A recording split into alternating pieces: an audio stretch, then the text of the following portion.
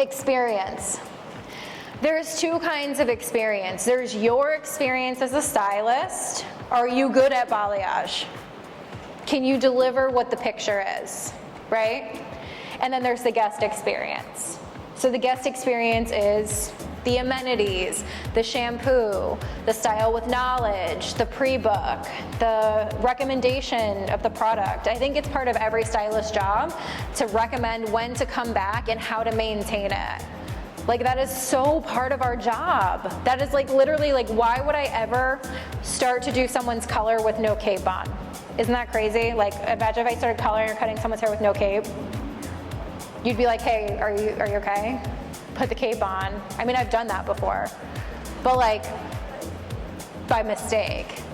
So why would I ever do somebody's hair and not let them know when to come back to maintain it and not let them know how to maintain it, right? I think that those two things are like critical, and it's part of the guest experience. And then part of your experience, how experienced are you in the services that you're offering? If a men's haircut walks in, a clipper cut walks in, I'm walking out. Like, I can't do it. So I can't take those services. I don't think we should be offering services we're not good at until we're good enough to do them, because otherwise the reputation experience is not gonna match the price. So the big thing with all of these factors is you wanna make sure that what you're charging matches all of these. And once you're like dialed in, your reputation matches the price, the experience matches the price, your cost per hour is dialed in, your education matches the price, then it's like, if you do a price increase, who cares? Because it's not gonna be shocking to anybody. It'll be like, oh yeah, duh, you should have been charging this. Or like, obviously, like, oh, I expect it. You know what I mean? But if you're not doing these, if you tell your guest, like, hey, Sally, I just want to let you know that the next time you come in, my prices are going to be this, and then she goes out to her car, her hair's still wet, and she flips up her sunglasses and has stains, I wouldn't, and you didn't pre-book her. She doesn't know when she has to come back, so now she's got to fight to get in your books or call the salon or do the extra step. Like, it doesn't match the price. Does that make sense? So your experience, if you're not to the level to provide the best experience for like a balayage, the key is to take classes and to practice. So like my artists that graduated from hair school and then came into my salon when I was training them, they would train with me for 6 months to a year, and then they go on the floor. And when they went on the floor, we had a few things.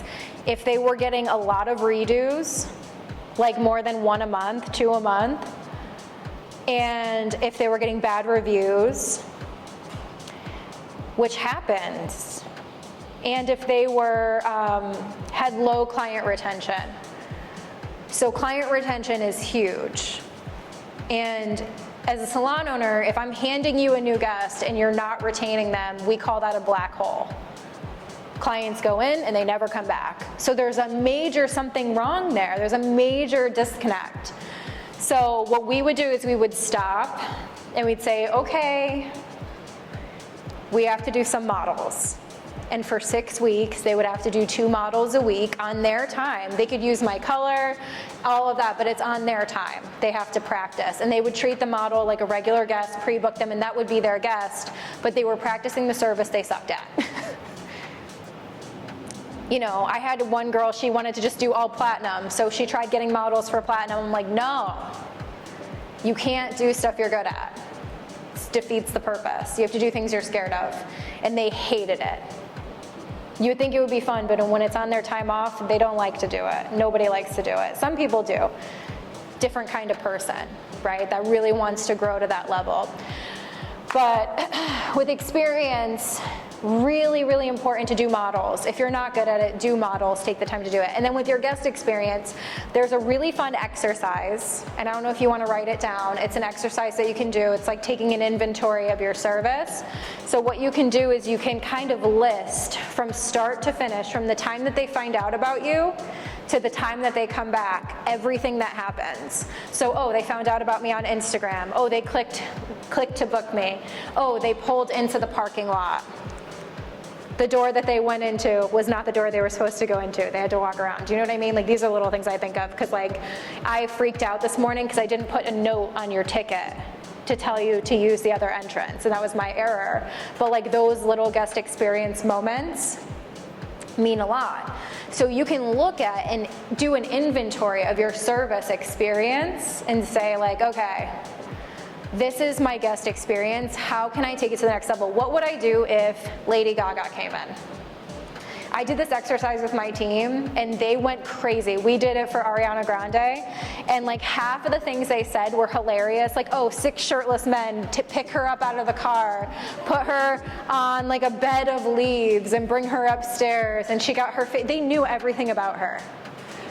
They knew everything about her, and I was like, oh my God, they knew everything that she liked, and they had it all in the salon for her. This is imaginary, you guys know this, right? Yeah, so we did that, and then we got maybe like 2 or 3 really solid ways to improve the guest experience. So that's an exercise that you can do, and just write it out, everything from start to finish, that experience for your guest.